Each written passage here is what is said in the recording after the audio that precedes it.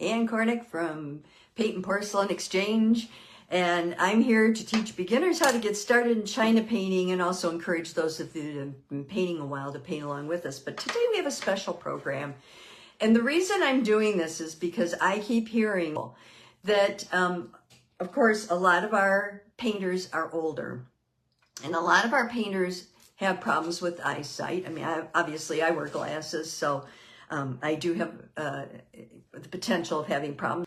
I've heard that people are having problems after surgery with their hands. They're having grip problems, and they're also having problems with arthritis with their grip.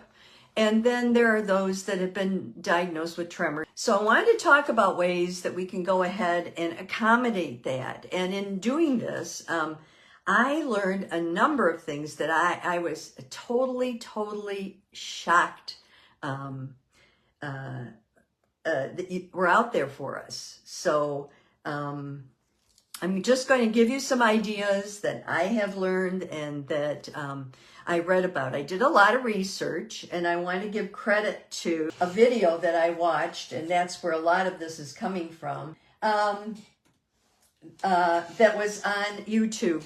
And it's done by Rebel Unicorn Crafts. I know it's kind of a funny name.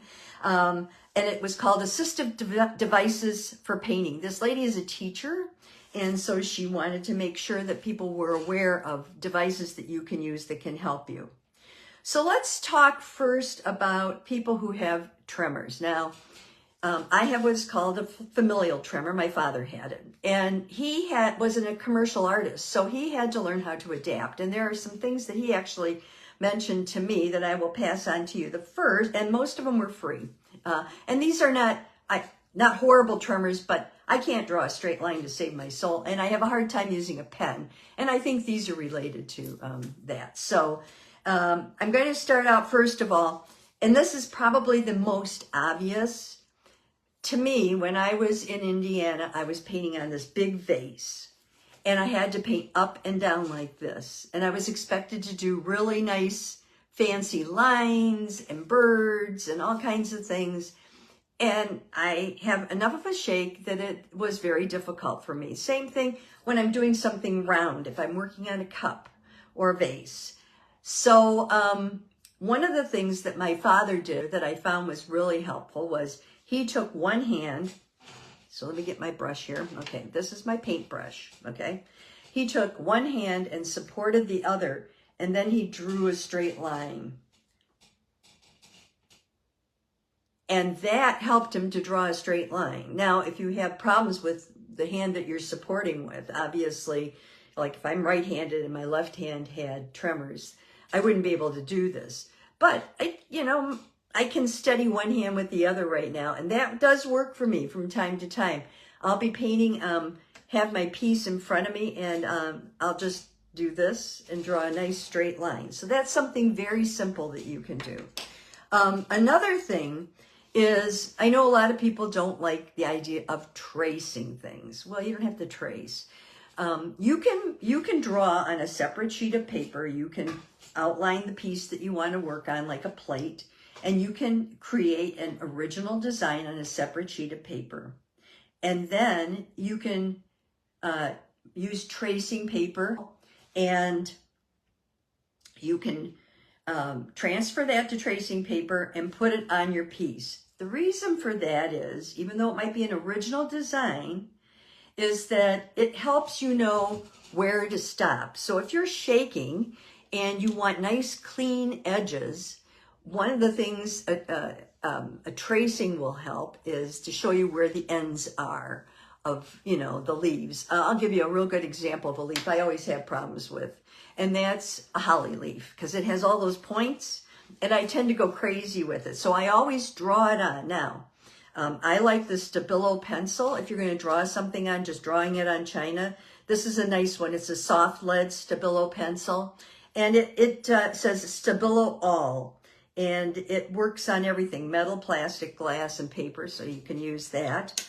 And draw on. And then if you need to erase, let's say you draw on your holly on your piece. So here's a holly little candle holder. Okay, now it's up and down and it's round, so, and I have to hold it like this when I'm painting it or set it down. So if you find that those little edges, those little points are not as pointy, you can either take a pointed Q-tip and wipe out around them. You can also use what we call a stump. This is a stump. Now this is a big one, and it's pointed on both ends. I also found these recently at Dick Blick, and they're just tiny ones. And what you do with the stump is the same as you would do with the Q-tip. I just find that it picks up more and doesn't leave any residue. And if you need to clean them, you take sandpaper. Now this, I bought this, and I've had it for over a year, and I still have 2 sheets on it. And you take your stump and you just file the point and back onto the stump, and it'll get rid of any residue that's on there. So that's another way of cleaning up your work and making it look the way you want it to look, even though maybe you don't have the steadiest hand. This one fella did miniatures, and he said what he did was what he called wrist on ribs. So I'm going to put you down just a little so you can see. And he held his piece like this. Now I have arms on my chairs, so I can rest my elbows on my arms, and I can hold this close and rest it on my chest or rest it on my belly here and paint. And that, I do that quite a bit when I paint. And I think that that also will help you steady yourself and make sure that you're doing a good job. Painting straight lines can always be a problem for someone who has tremors. And we're very fortunate. I often wondered why we were told that we had to paint towards ourselves. And the reason that we're told to paint towards ourselves is, as many of these people that I watched on YouTube and read about said, is that when you paint towards yourself, it's the smoothest and it's the most controlled. So if you're going to draw a line with a brush, draw it towards yourself, and it will be straighter than if you try to push it away, and that always works. The other thing for China painters in particular is make sure that when you're doing that, especially if you're using a liner like this or a pointer like this, is that you have enough oil on it. Now we're going to go to devices that you can use that might help you. The first one is a mahl stick. I don't know how many of you are familiar with a mahl stick. This is a mahl stick. They use it in acrylics and watercolors, and there's no reason why we can't use it in China painting too. The one I got this at Dick Blick, and it came in 3 parts. So I can make it long or short, and I specifically bought this one that I can add to because I do watercolor and acrylics, and having the ability to make this longer or shorter is really nice. And all you do is screw them together like this. This version is good for small things, and you can paint very easily. The other nice thing is you don't get your hand in what you've done. So a mahl stick can really help you in that respect. While we're down here, let me show you another one. This is a metal ruler with a foam backing. They come in foam and cork. I got this also at Dick Blick. You can also order it from Amazon. These were $12. And when you put it on China, it does not move. I tried them both, and the cork does move. It skids. Now, granted, it's not clear, but if you needed just a rest, you could use this as a rest, and it won't move on you. Even though you might be moving, it won't move on you. So this was another, I thought, useful tool. If you're working on square pieces, you can use a T-square. This is what a T-square looks like. So if you're working on a tile, you can put the T-square has a part here that you can put down. Oh, I got a cup in the way. Okay. Put down, and it will hold the T-square in place so you can draw straight lines. okay? And that will do that for anything that you need to. So if you're going to put tape on something, you could put the T-square down and put the tape on it, and it will help you draw a nice straight line. So that's something else you might want to have in your arsenal. Okay, the final thing is an armrest. Now, I've wanted one of these for a long time, and it comes like this, and it has these little edges on both sides. This was the smallest I could find on Amazon. It's 18 inches. And you would use this with a china piece down here and put this over the top of it like this. And it's going to be so handy for me because I'm always getting my hand in stuff. And then I can just paint. And I always have this. Monique, hi. And it always keeps my hand, and I can see through it. So I'm also able to see what it is I'm working on. Now this came broken. The end broke off when I got it in the, when I bought it. The end of this was broken off. And so I had to glue it back on. I used Duco Gel Cement, the instant glue gel, and just let it set, and it glued right back on. I've heard that's a chronic problem, so that's why I did not get the one that has, there's one that has 2 pedestals on each end, and they always break off, so I got the solid piece. And another thing they suggested, you know, now I have that table, look at it here, I have a turntable. These are not readily available that tilt on their own. One suggestion was buy a turntable. It can be a Lazy Susan. Get a piece of foam backing. So this is like that rubber shelf stuff. It's glued down. So if you have a regular Lazy Susan, it can be the kind you do a cake on, for example. You know, and you put, if you have a drafting table, having the drafting table will also help you up and down. You can put rubber pads on the bottom of this or those no stick dots and put it right on the drafting table. And that will allow you to go up and down just like this goes up and down all by itself. Let's talk about grip issues because this is something that's very real for a lot of people. If you've had hand surgery, if you've had severe arthritis, you'll find that it might get harder and harder for you to grip the brush, and it might be something that you want to continue doing. But most of these were from Amazon. This is a Dick Blick idea here, but and they ranged from $9 to $35. These are brushes that you can get. And I went to Dick Blick because I have one here locally, and they'd never heard of them. So I guess you can only get them online, you can also get them on Amazon. That would be where you get them online. And as you can see, they don't have everything, but they do have quite a few that we would use. And that's one form of egg-shaped brush that you can use. You can also get egg-shaped pencil clips. Now, egg-shaped pencil holders. They're for kids. On Amazon, they're 6 for $9.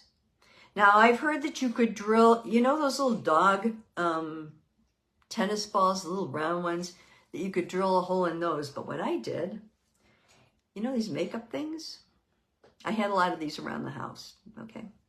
So I thought I would just poke my brush through it just to give you an idea. So here's a brush with a very thin handle, might be hard to hold, but you can hold it up here and you can paint up here. So this is an option for you. There are these. I looked for these everywhere. Like I said, I went out and I spent several days trying to purchase some of these products to show you. There are some pencil clips that you can use. You obviously put the pencil through the little center section here. And then you put your fingers on each side and just paint.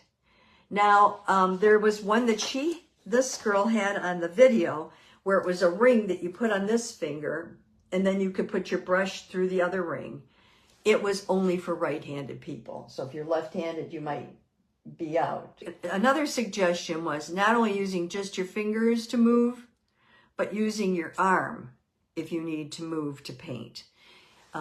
If your hand doesn't grip, moving your arm will help you too.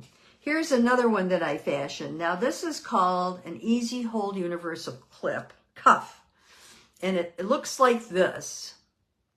Here's an actual picture of it.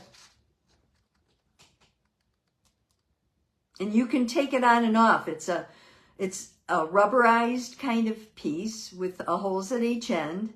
And as you can see, this person has a toothbrush and a paintbrush. And you simply can slip your hand through here and paint. So if you've had a stroke or you are having trouble moving, my sister broke her fingers and she's having a hard time moving her fingers. You could still paint this way. But you can do a number of different holds with this. So you can play with it, and there'll be a lot of different ways that you can hold this. And it will help you hold your brush securely, you know. Kinsman has supplies, and they're called weighted universal holders. Kind of you just slide your pen in or your pencil in. But they have a number of them. The purpose of a weighted holder is if you have tremors, and you are you're a Parkinson's patient, and it's enough that you can't, you know, keep your hands still, that by weighting the pen, it will give you some support, and the heavier it is, the more it will calm the tremors in your hand.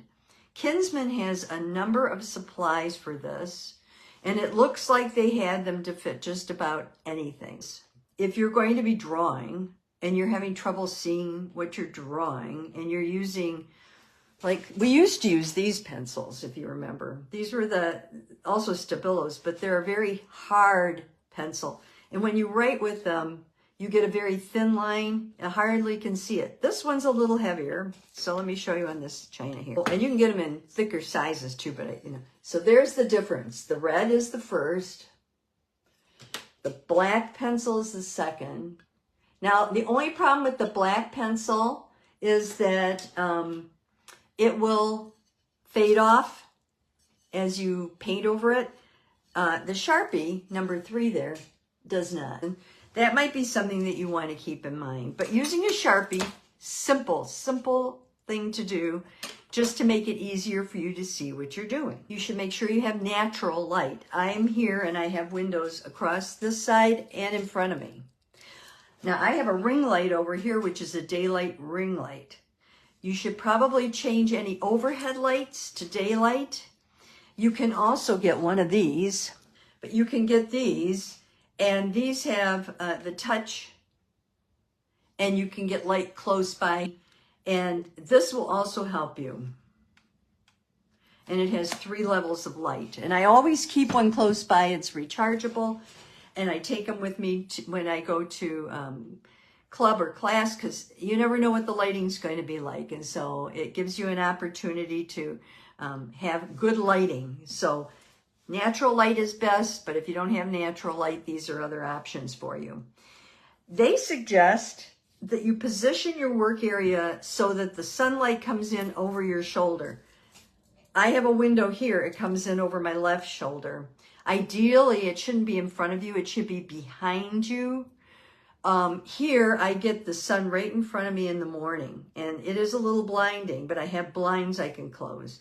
But that, if you have eye problems, that can cause more problems and more glare. So having the sun behind you coming over your shoulder, they recommend is best to reduce the glare. Now,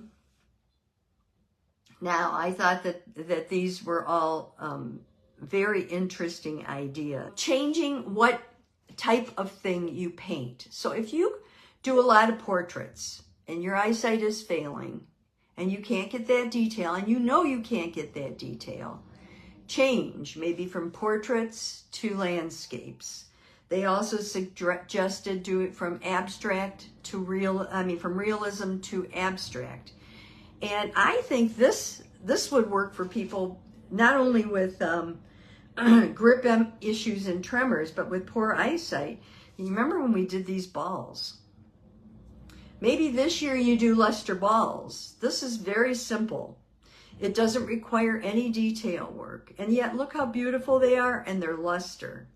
And luster, there's the running luster, which I don't have, which makes the streaks for you. There's all kinds of things you can do with luster that will allow you to paint and paint beautiful, beautiful objects. So these are things that even though your eyesight might be reduced, you could still continue to do.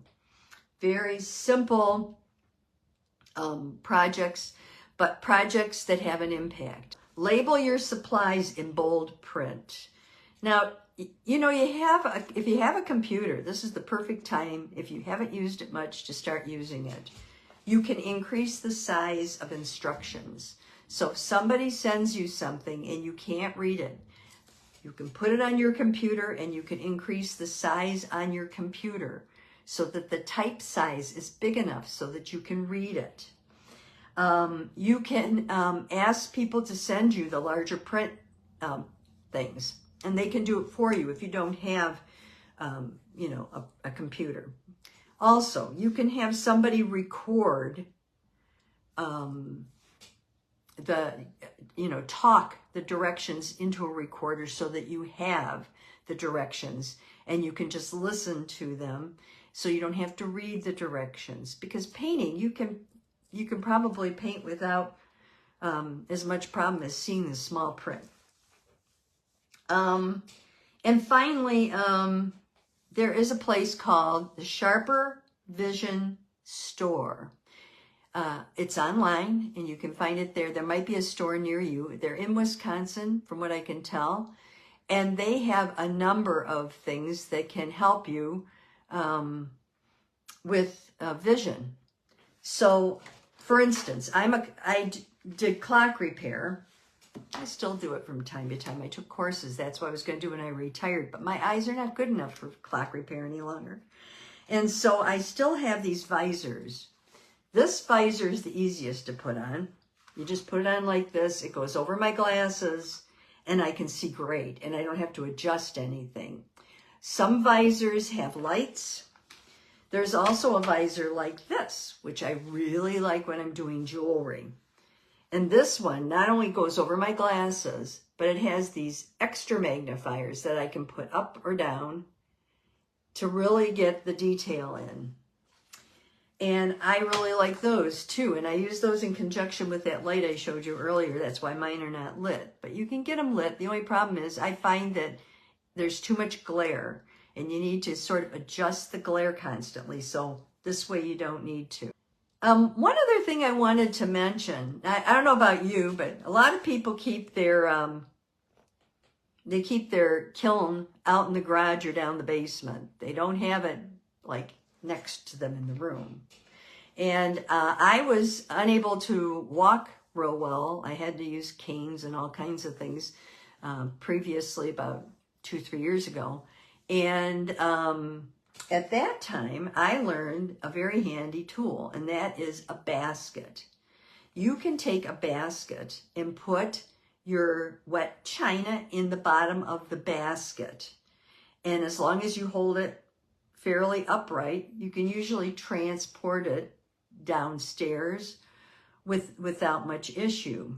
If you're concerned that it's going to move around, you can take a little bit of duct tape, put in the bottom of the basket and set it on top of the duct tape. You know, make that roll, backwards roll, and set it on top of the duct tape too, and that will keep it from shifting. I hope you will take advantage of some of these. They are not cheap.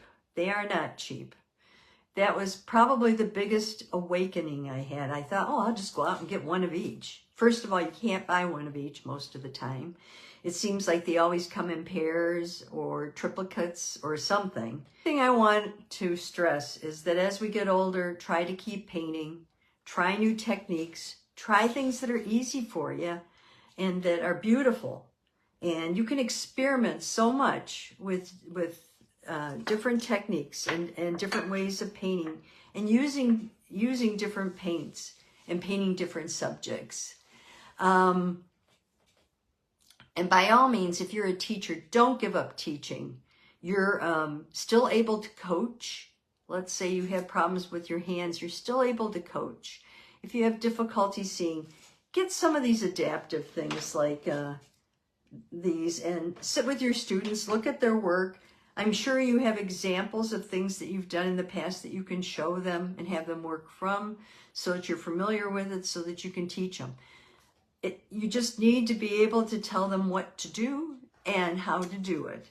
And they'll be able to follow your directions because we need teachers. Pick up those brushes now because you have no excuse not to, and keep painting.